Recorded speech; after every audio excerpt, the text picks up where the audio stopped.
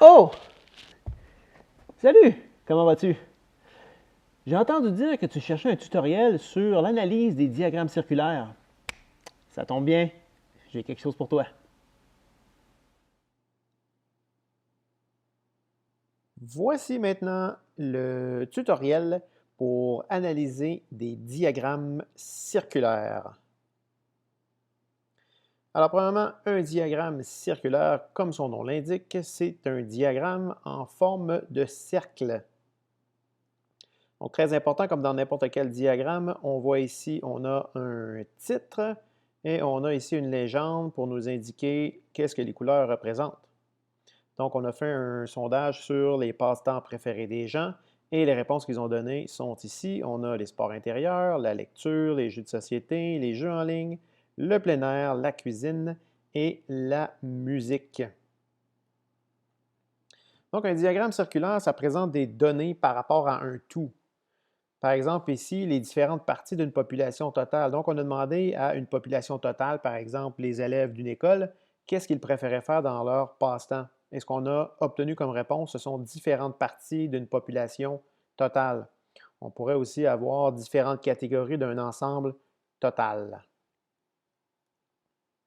Voici des exemples de questions qu'on pourrait avoir quand on observe, quand on analyse un diagramme circulaire. Alors, dans ce cas-ci, on a réalisé un sondage auprès de 500 personnes. Quelle catégorie a été choisie par environ le tiers des gens? Alors, en regardant un diagramme circulaire, on peut se rendre compte assez facilement quelle partie représente le tiers. Une partie sur trois, ce serait cette partie-ci. Donc, si je regarde ma légende, ce serait les jeux en ligne.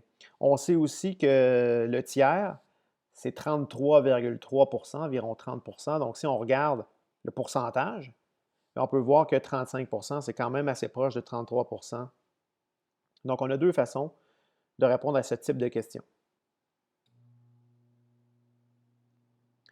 Autre exemple de question, quelle catégorie est la moins populaire? Bien, visuellement, on peut s'en rendre compte assez facilement. On a juste deux petites parties, la verte et l'orange. La plus petite, c'est celle-ci.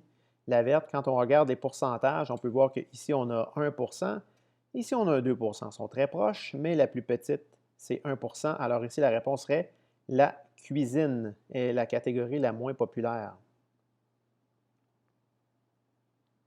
Un autre exemple de question qu'on pourrait me poser par rapport à un diagramme circulaire, combien de personnes ont choisi la lecture? Ça, c'est une question qui va demander un petit peu plus de développement.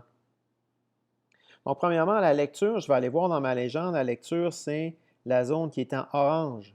Donc, on a ici 2 des gens qui ont dit avoir répondu la lecture comme passe-temps préféré. Là, maintenant, on a posé la question à 500 personnes. Donc, ce que je cherche, je veux savoir 2 de 500 personnes, c'est combien? Alors, un truc pour commencer, quand tu vois le mot de en mathématiques, tout de suite, dis-toi que c'est une multiplication. Donc, ce que je cherche à savoir, c'est 2 fois 500. Là, malheureusement, dans une calculatrice, je ne peux pas rentrer des pourcentages, je ne peux pas rentrer des fractions. Je dois les changer. Alors, je sais que 2 c'est un pourcentage et c'est la même chose que 2 sur 100. Encore une fois, là, ici, j'ai un problème parce que 2 sur 100, 2 centièmes, je ne peux pas rentrer ça dans ma calculatrice. Alors, peut-être que tu sais déjà que 2 centièmes, c'est 0,02, tant mieux. Si tu ne le sais pas, ce n'est pas la fin du monde. Parce qu'on sait qu'une fraction, on peut voir ça comme étant une division.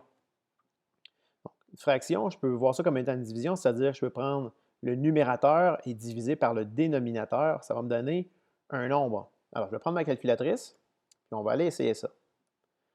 Alors, 2 divisé par 100, ça me donne 0,02 ou 2 centièmes.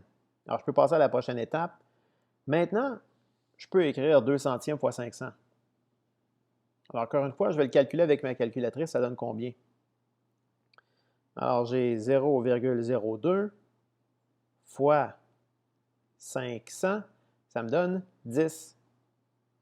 Alors, 2 centièmes fois 500, ça me donne 10. J'ai donc ma réponse. 10 personnes ont choisi la lecture.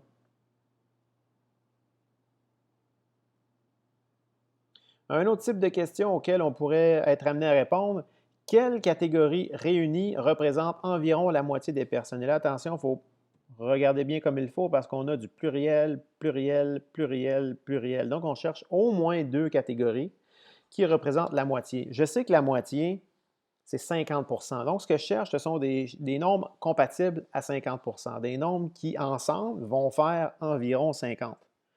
Alors, j'en ai 2 ici, 35 et 21.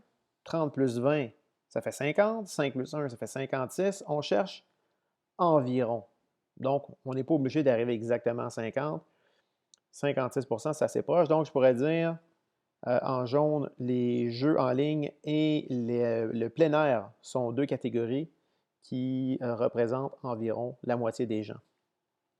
Visuellement, je peux le voir aussi parce que si je sépare mon cercle en demi, je peux voir que la partie bleu pâle et jaune, c'est environ la moitié.